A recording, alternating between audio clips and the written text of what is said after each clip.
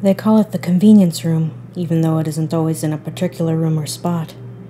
It travels from place to place, setting up in an area for sometimes a single night, and other times an entire month before moving on. In some ways, it's like a traveling circus or fair, though it doesn't offer the multitude of sights and sounds those places tend to provide. In fact, it only offers one thing: the convenience of another's death. When the room comes to a place, be it a city or larger, more rural area, it shifts from one spot to spot every night. That's one of the keys to how it has worked for so long, you see. There's so little connecting one place to the next, one murder to the next, that it becomes almost impossible for a pattern to be developed, much less relied upon. No one investigates the room because there's so little to investigate. And if one was to begin, well, who's to say their death wouldn't become convenient sooner rather than later? It works like this. When the room has come to town, a series of symbols will be marked either in paint or chalk at various points around the city. The logic behind the location of where the symbols are left is up for debate, but some loose rules seem to have developed over the years. First, there will be one symbol left within 1,000 yards of one house of worship of every religion in the area. It may be on a telephone pole on a street or inside an electrical box, but it will be there somewhere. Second, there will always be a symbol near one of the last murders that occurred in the area prior to the room's arrival. That's the room's calling card, you see, the way it announces on its own. A person is killed, often in a way that generally looks accidental, but amid whatever other injuries might have occurred, the last 2 fingers of their left hand will be broken. Small thing, and something that would never get reported widely, but for those awaiting the rum's revival, it's an easy enough thing to watch out for and learn about if one knows the right people. And then the hunt for the symbols begins. People begin casually searching near the crime scene, or if they worry about drawing undue attention there, close to various churches, mosques, and synagogues in the area. The symbols are found and decoded, giving specific GPS coordinates and a time frame. As I said, the location will change day to day, so new symbols must be found every day as well. The time of day changes also, but the duration of the window never does. It's always 90 minutes. That is the window of time you have to mark someone for death. Once you know the place and time frame, all that is left to go there at that time is with the person you want to erase from the world. You would think this would be the hardest part, as you have to come up with a convincing but innocent-sounding reason for someone you want dead to travel with you or meet you at some obscure spot. The funny thing is, so often the people we want dead are the ones we want closest to, and it usually isn't hard to get them to show up at all. Besides, the locations are never really sinister. You aren't carrying them to an abandoned warehouse or a midnight graveyard. These places are all very normal. A restaurant, a hallway in a college building, the changing area of a department store. Most of the places are well lit, well populated, and wholly unremarkable. That's what it takes to make it work so well. Because for 99% of the people there, they're just living their lives. Eating, going to class, trying on clothes. For the other 1%, well, there is either victor or victim, or perhaps both. The third party present, unseen but ever watchful, are the servants of their own. Their role is critical, as they must watch for the signs.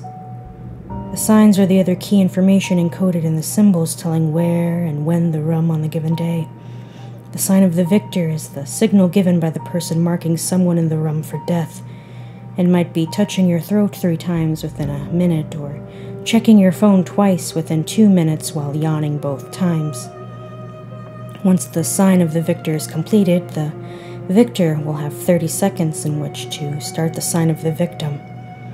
The sign of the victim is what marks a specific person for death.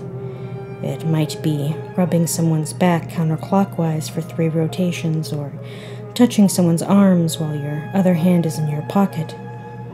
The signs are always natural and common, and they are different for every symbol one might find, even different symbols for the same day. This means that on any given day, there are several different signs of the victor and victim that will work, but they only work if paired with the other sign from the same symbol, and they are only taken as marking someone if done exactly at the right time and place. If done correctly, when you're finished, the person you marked will die. Eventually, that's another trick of the whole thing. You aren't marking them to die right then or there or even that day of the week. That would obviously call too much attention to the rum. Instead, sometime within the following 2 or 3 months, the person will be in a terrible car accident, or their house will have a gas leak, or they'll get shot in a robbery gone wrong. You'll never know how or when they die until it's already happened. And it always happens. I've heard stories of people who had second thoughts and tried to warn the intended victim. The victim still dies, and usually the other person does as well. The few times someone has tried to go to the authorities about it, same result, and nothing is ever investigated. That's the thing you have to understand about the convenience room. No one knows who runs it or why, not really. There are rumors, of course. Always rumors. You hear it was created by a rich madman that enjoys it as some sort of macabre game. There are stories about some kind of serial killer religion called the Dark Path that uses the convenience room as a kind of church. I don't know if any of it is true, and I don't know that any of it matters. Because at the end of the day, the convenience room is a kind of machine.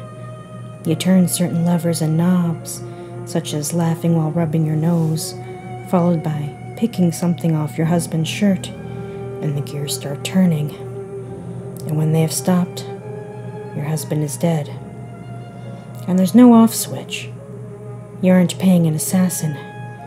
You aren't having secret meetings with a hitman. You aren't paying any money, and the killer or killers aren't doing it because you want it done, but because they want to do it. All you're doing is pointing them in a particular direction, and once you do, you couldn't stop them if you tried. That thought eased my guilt when I plucked a hair from Ronald's jacket. It was one of his. He was going balder these days, but I still pretended it was a gossamer strand from that young whore he had been seeing. I wasn't killing him because he cheated. Not really. But looking at myself as the jilted wife did make the whole thing a bit more palatable, easier on the stomach than just admitting that over the last 15 years I had grown to hate him. Still, I felt a sharp stab of regret as soon as I completed the sign of the victim. Couldn't I just divorce him?